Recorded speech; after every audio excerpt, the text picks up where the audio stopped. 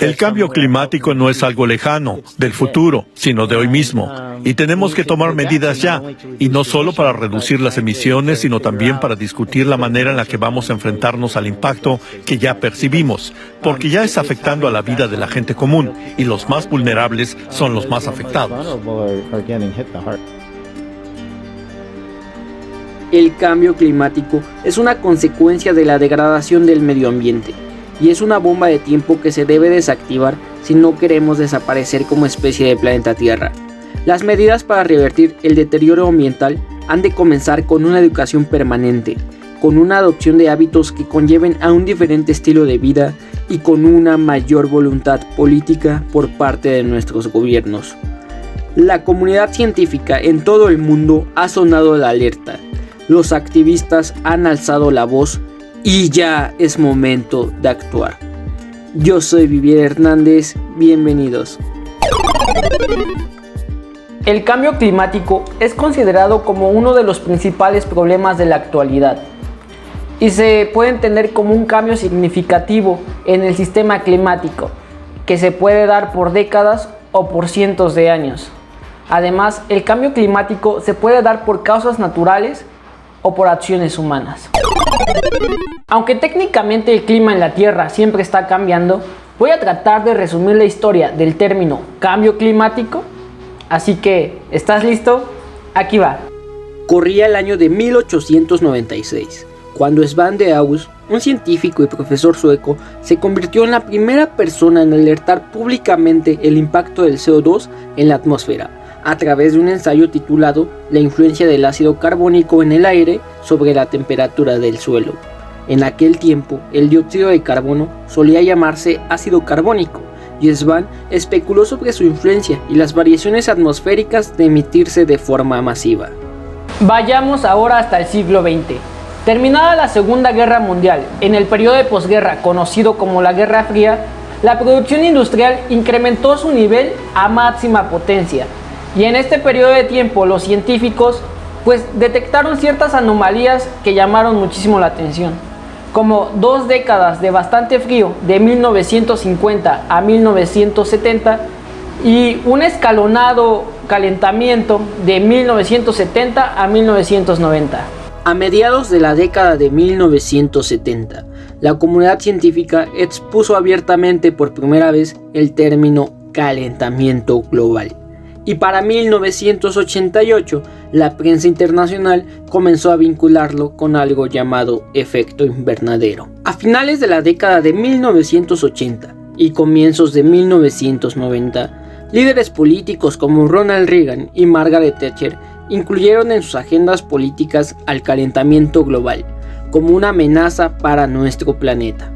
Sin embargo, este discurso tomó mayor relevancia en 1995, cuando un grupo internacional de científicos argumentó la influencia humana en el llamado efecto invernadero, y se habló por primera vez del riesgo de un agujero en la capa de ozono ocasionado por los gases industriales que permitirían mayor ingreso de radiación emitida por el Sol a nuestro planeta.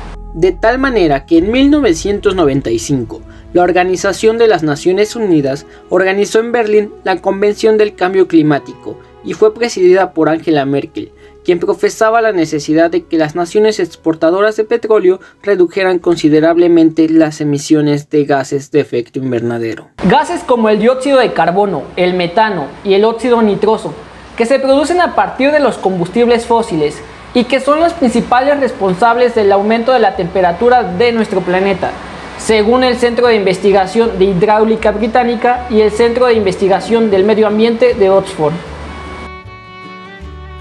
El término calentamiento global se refiere solamente a la temperatura de la superficie de la Tierra, y con el paso del tiempo, la comunidad científica advirtió sobre los efectos secundarios en caso de superarse la barrera de los 2 grados Celsius, de tal manera que el término calentamiento global tuvo que evolucionar a cambio climático. Por efectos secundarios podemos entender el desabastecimiento mundial de comida, el deshielo de los glaciares, la constante inundación de las costas y la extinción de miles de especies. Ante tal escenario, la prensa internacional y los activistas han decidido calificar a la situación como emergencia medioambiental, para darle mayor peso lingüístico. Años más tarde, el Servicio Europeo Copernicus registró los años más calurosos en la historia del planeta, en la década de 2010 a 2020, y la ONU firmó el Acuerdo de París. Dicho acuerdo fue redactado en 2015 y firmado en 2016, y fue el sucesor del Protocolo de Kioto de 1997, en el cual las naciones del mundo se comprometieron a reducir las emisiones de gases de efecto invernadero, para mantener por debajo de los 2 grados Celsius la temperatura global. Sin embargo, ante gobiernos que rompen dichos compromisos como el de Donald Trump, que se retiró en su momento del Acuerdo de París, la voz de activistas internacionales como la de la joven sueca Greta Thunberg cobraron protagonismo mundial. Actualmente, los activistas juegan un papel muy importante para que las grandes compañías reduzcan sus emisiones de carbono y así se minimice el riesgo de los escenarios apocalípticos que pongan en riesgo la supervivencia en la Tierra. Al calor de masivas movilizaciones, se puede ejercer presión a los gobiernos para que incluyan de manera permanente en sus planes educativos educación ambiental, además de que se sancione a las personas y compañías que no cumplan con su responsabilidad con el medio ambiente. Sin embargo, siendo realistas, esto está lejos de lograrse si no cambiamos nuestros hábitos de consumo. El volumen del agua aumenta cuando se calienta. Al mismo tiempo, el calentamiento hace que los polos y glaciares se derritan, lo que provoca el aumento en el nivel del mar y causa inundaciones y erosiones en las zonas costeras y de baja altitud. Las fuertes lluvias y otros fenómenos climáticos extremos son cada vez más frecuentes y pueden provocar inundaciones y el deterioro de la calidad del agua, e incluso en algunas zonas del mundo pueden tener como consecuencia la disminución de los recursos hídricos. Así es, amigos, el cambio climático también repercute en nuestra salud. En algunas regiones ha habido un incremento en el número de muertes producidas por altas temperaturas, y en otras regiones ha habido una disminución de las muertes causadas por el frío, lo cual en teoría es bueno.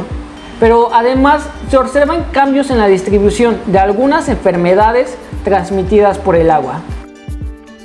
Los daños causados a las propiedades, a las empresas, a la infraestructura pública y a la salud suponen gastos muy elevados para toda la sociedad y para la economía mundial y de las naciones, ya que hablamos de pérdidas billonarias. Los sectores de la población que dependen de manera directa de las condiciones climáticas para desarrollar su actividad económica, como la agricultura, la silvicultura, la energía y el turismo, se ven especialmente perjudicados.